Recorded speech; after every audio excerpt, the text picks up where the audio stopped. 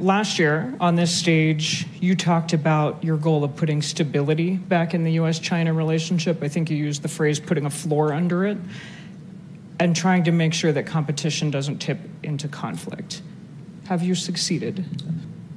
When we were last year, I guess it was after an initial trip that I made to China, and then many of my colleagues followed, Secretary Yellen, Secretary Raimondo, and we've done a number of things. And of course, President Biden, President Xi, in late November in San Francisco. We've done a number of things that are critical. We have restored regular high-level engagements between our countries, and that's vitally important because if you want to avoid any kind of unintended conflict, you've got to start by talking, by communicating. And we've restored that. And there's a steady drumbeat of these engagements, these communications, including restoring critically these military-to-military communications. How often do you speak to your Chinese counterpart? I speak to him on a fairly regular basis, and I'll be seeing him next week, in fact, in Laos.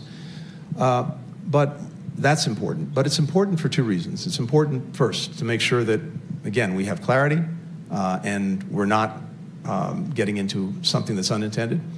It's also important because, one, we're able to communicate very clearly on areas where we disagree, so at least China knows where we're coming from, just as we know where they're coming from. We have that on the South China Sea. We have that on Taiwan. We have that on overcapacity now. These are critical.